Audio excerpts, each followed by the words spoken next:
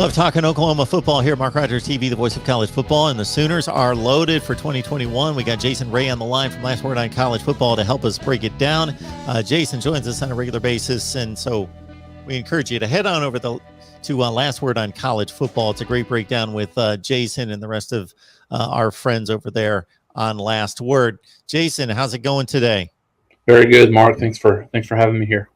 Of course. This offensive line for Oklahoma, heralded as one of the best in the nation pretty much every year. And even when they've had to lose 4 or 5 of those players onto the NFL, they've been able to reload and then field arguably the best offensive line in the country again. Something stuck with me in regards to Creed Humphrey and his loss way back early in his career. I remember just the accolades pouring down in our conversations and then hearing also on the game broadcast of just what an intelligent player he was, that he was just a phenom when it came to X's and O's, schemes, understanding the defense, looking at the blocking of what needed to be executed against different fronts. He was just a different level player almost from the time he stepped on campus. Yeah, absolutely. I think one of the things, Mark, that he got credit for, to your point, was even early on as a true freshman, he had the mental capability to come in and play right away. Didn't play as much really just from a physical standpoint. He wasn't quite ready, but to that point, he did have the X's and O's, the mentality that you have to be that position. Certainly, it's kind of like certainly like the quarterback of the offensive line. So I think, we talked about some of the losses, and certainly we'll in future discussions we'll get into some of the other losses through the other positions. But looking at this team for 2021, Creed Humphrey might be the single biggest impact just in terms of loss. What they've had, they haven't really had anybody play much time at the center position over the last few years. Creed has been very he's been very durable. He hasn't missed much time. So, one of the big parts of this team, specifically offensively, is going to be how they're going to replace him on the offensive line. Offensive line is probably the biggest question mark, from the offensive side of the ball, maybe overall in the entire team in 2021. Not in terms of just a concern, but really just kind of wondering how Oklahoma is going to be able to fill that spot specifically with Creed Humphrey. A couple of guys that will probably battle for that position. Chris Murray is a transfer from UCLA, played last year sparingly, played a little bit more towards the end of the year. Would probably remind Oklahoma fans of Eric Wren, maybe a little bit more of a more athletic and a little bit of a stronger Eric Wren from a couple of years ago that played center for Oklahoma for 2 seasons. So he will battle for the starting spot. And another individual named Robert Congle, that is a transfer from Arizona that Oklahoma got not very highly recruited out of high school, has moved over a couple of times, but offensive line coach Bill Beanbo must have seen something in him. Big body. I think he's around 6'5", 6'6", over 300 pounds.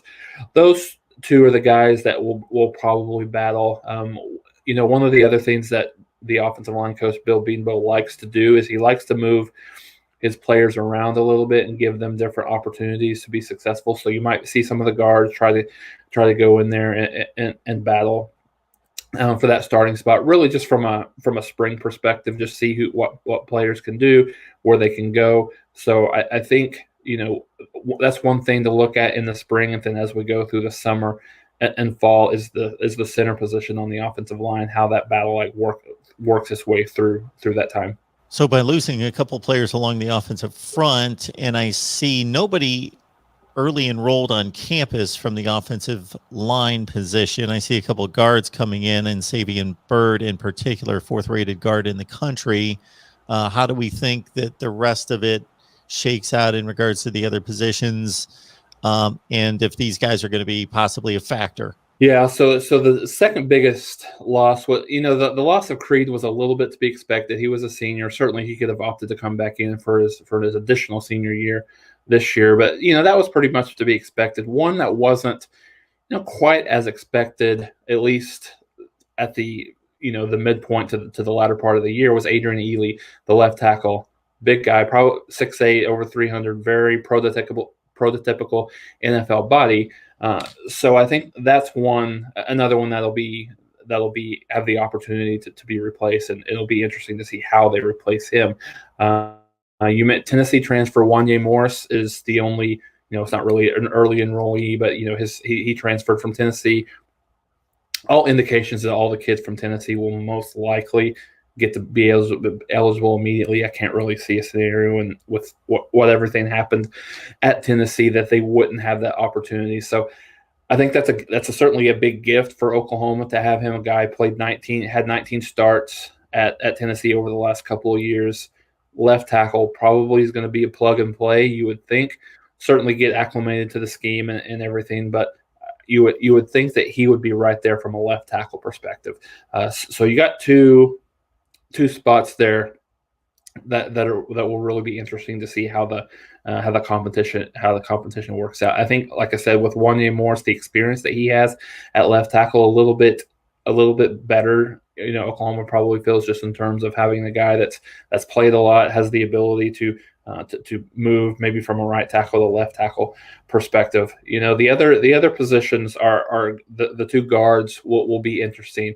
Marquise Hayes is a returning starter, and then we also have Tyrese Robinson, who is another starter on the guard on the offensive guard position. So, I think Marquise Hayes, he's played really well. It was very much up in the air whether he would go pro early. Decided to come back, improve his draft stock a little bit. He was probably a third, fourth round pick, maybe even a little bit lower. So decided to go back to see if he could. He's probably a pretty firm starter on the left side, but on the right side, Tyrese Robinson, he's played well, but not quite as well as the standard that, to your point, as you led off, that Oklahoma has had on the offensive line.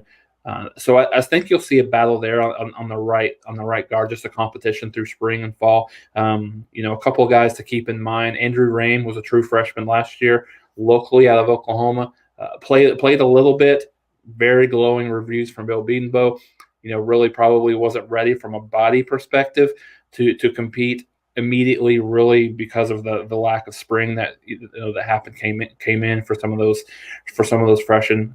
It'll be interesting to see how he kind of goes through the spring. Does he push Tyrese Robinson? A lot of people, including myself, thinks that he does have the opportunity to unseat him. And I think the other tackle, the right tackle, will be interesting. Eric Swinson was a senior last year, elected to come back for his additional senior year this upcoming year. He's been a little bit maligned just in terms of his lack of footwork, foot speed from a right tackle perspective. Got a little bit better as the season ended last year. Another guy that he'll probably be battling with is Anton Harrison, true freshman last year, played a lot, started quite a few games for Oklahoma, but Swinson kind of took a little bit of the limelight away, if you will, from him, just in terms of how much he improved at the latter part of the year. So those two guys will be interesting to see how that works out on the right tackle position.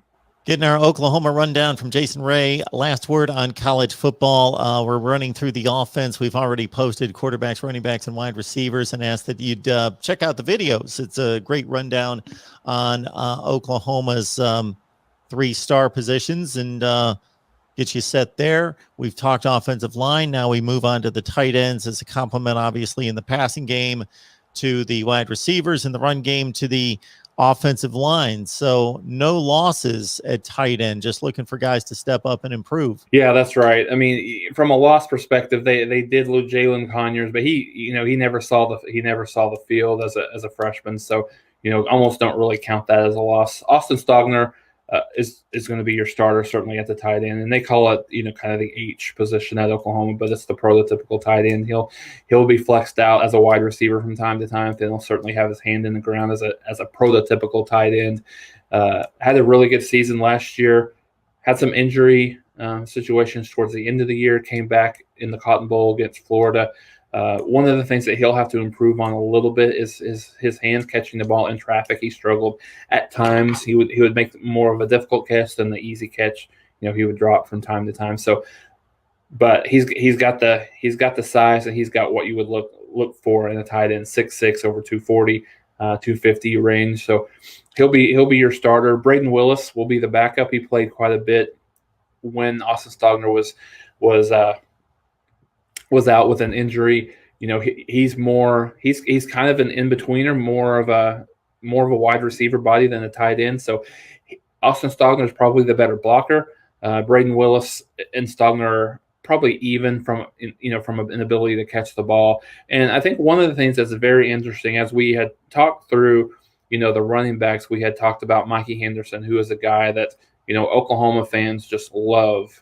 Anytime you talk about running backs, they put him in there. Anytime you talk about wide receivers, they put him in there. So it'll be interesting to see how Riley uses him a little bit. I would see that him being more of kind of a Swiss Army knife. He has the opportunity to play running back from time to time.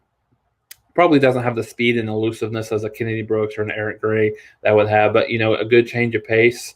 You also think that he could be played as a tight end. He's a fullback as well. So I would see, just with the lack of depth, Oklahoma only has really 2 tight ends that have played a lot. So I would see Mikey Henderson playing maybe a little bit at the tight end position from time to time, being flexed out wide, in a lot of different spots for Oklahoma to be successful this year. Mikey Henderson only with 21 touches last year. So what's the fascination? Is it built on reputation coming out of high school, or just the flash that he's shown on the field for the season? Yeah, I think it's just the flash that he's shown on the field. He's carried the ball a few times, not a whole lot, but I think the catches that he made out of the backfield, his ability to do a lot of different things, in the running game, as a fullback, as a blocker, catching the ball out of the backfield, has some good moves in the open field. So I think that's the allure with Henderson, is just what he can possibly do. He was a 4-star athlete out of high school, so he was very highly recruited. But I think the thought here is just what all he can do on the offensive side of the ball and his potential.